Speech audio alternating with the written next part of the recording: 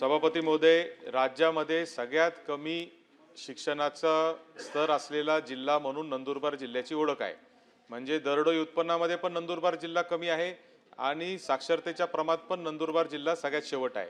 असं असताना जी केंद्र शासनाने राज्य शासनाने जी नवसाक्षरांची जी योजना चालू केली, या योजनेमध्ये एक धक्कादायक आणि आश्चर्यकारक अशी आकडेवारी आली की ज्यावेळेस यांची परीक्षा घेण्यात आली त्यावेळेस परीक्षेला विद्यार्थीच भेटले नाही नंदुरबार जिल्ह्यामध्ये।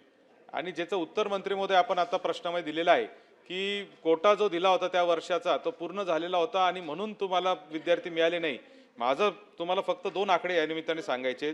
2011 साली नंदुरबार जिल्ह्याची लोकसंख्या साधारणतः 20 लाख होती, त्यावेळेस 7 लाख लोक निरक्षर होते। आज नंदुरबार जिल्ह्याची साधारणतः लोकसंख्या 23-24 लाख आहे। आजही साधारणतः 4,80,000 लोक जे आहेत ते निरक्षर आहे। असे अनेक अहवाल माझ्याकडे आहेत। मंत्री महोदय, माझे स्पेसिफिक दोन प्रश्न आहेत की ह्या मागच्या झालेल्या मार्चच्या परीक्षेमध्ये आपल्याला केंद्र मिळू शकलं नाही म्हणून परीक्षा झाली नाही, हे खरे आहे का? दुसरी गोष्ट म्हणजे ह्या आदिवासी नंदुरबार जिल्ह्यामध्ये साक्षरतेचं प्रमाण जर अशा पद्धतीने जर आपण त्याला जर इतकं हलक्यात घेणार असू तर हा आदिवासी समाजावर मोठा अन्याय नाही का? आणि तिसरा प्रश्न मला आपल्याला या निमित्ताने विचारायचं आहे का याच्यासाठी एक थर्ड पार्टी ऑडिट आपण डीपीसी मध्ये पैशाची तरतूद करण्यासाठी डीपीसीच्या पालकमंत्र्यांना पत्र लिहून एखादं थर्ड पार्टी ऑडिट या साक्षरतेचं करणार आहात का? आणि हे सगळं करण्यासाठी एखाद्या बैठकीचं आयोजन देखील आपण करणार आहे का? मंत्री महोदय। सभापती महोदय, केंद्र शासनाच्या निर्देशानुसार देशात सन 2022-23 ते 26-27 या कालावधीमध्ये उल्हास नवभारत साक्षरता कार्यक्रमाची अंमलबजावणी सुरू आहे आणि याच्यामध्ये नंदुरबार जिल्ह्याची माहितीची सन्माननीय सदस्य सत्यजित तांबे यांनी दिली। तर सन 2025-26 साठी शिक्षणाधिकारी योजना नंदुरबार यांनी 25-26 मध्ये एकूण 16,984 इतके असाक्षर यांची नोंदणी उद्दिष्ट करण्यात आलं आणि जवळजवळ 21,848 असाक्षर यांची त्यांनी प्रत्यक्षात नोंदणी केली। म्हणजे उद्दिष्ट कमी होतं आणि नोंदणी जास्त त्या ठिकाणी करण्यात आली। त्याच पद्धतीने 21 सप्टेंबर 2025 रोजी झालेल्या पायाभूत साक्षरता व संज्ञाज्ञान मूल्यमापन चाचणीसाठी एकूण 19,819 असाक्षर परीक्षेस प्रविष्ट झाले होते आणि त्यातून 19,810 इतके असाक्षर नवसाक्षर झाले। त्याच्यामुळे नंदुरबार जिल्ह्याचं 25-26चं उद्दिष्ट हे 117% झाल्याची माहिती विभागाने या ठिकाणी दिलेली आहे। त्याच पद्धतीने 29 मार्च 2026 रोजी झालेल्या पायाभूत साक्षरता व संज्ञाज्ञान मूल्यमापन चाचणीसाठी ऑक्टोबर 25 ते 28 मार्च 2026 या कालावधीमध्ये नंदुरबार जिल्ह्यात एकूण 2,531 इतक्या असाक्षरांची नोंदणी त्या ठिकाणी करण्यात आली।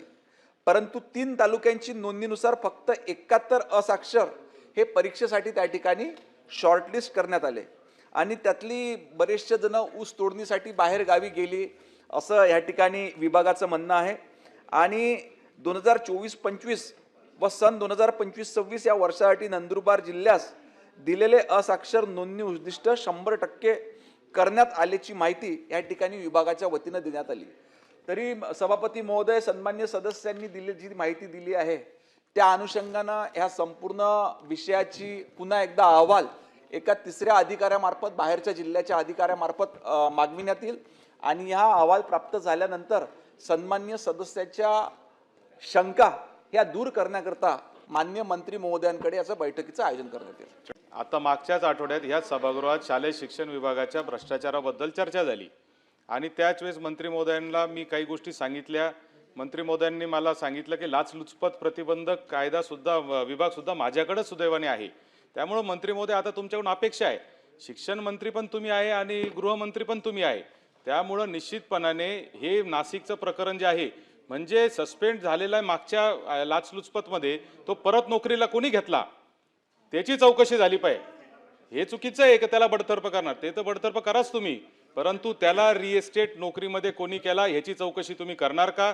आणि मी पुन्हा एकदा आपल्याला एक स्पेसिफिक प्रश्न विचारतो का शिक्षण आयुक्त म्हणून तत्कालीन सूरज मांढरे असताना त्यांनी अधिकाऱ्यांच्या नावांसह तत्कालीन लाचलुचपतचे अधिकारी विश्वास नांगरे पाटलांना एक पत्र लिहिलं होतं की 50 असे राज्यातल्या शालेय शिक्षण विभागातले अधिकारी यांची लाचलुचपतनी चौकशी करावी. त्या चौकशीचं काय झालं याचं उत्तर आपण द्यावं. की ह्या सर्व प्रकरणामध्ये माननीय शिक्षण आयुक्ताकडून चौकशी केली जाईल की नेमकं याला कसं जॉईन केलं एवढं आणि फक्त निलंबित का केलं, याला बडतर्फ का करण्यात येऊ नये, ह्या संदर्भातला डीचा अहवाल मागविण्यात येईल आणि कारवाई करण्यात येईल.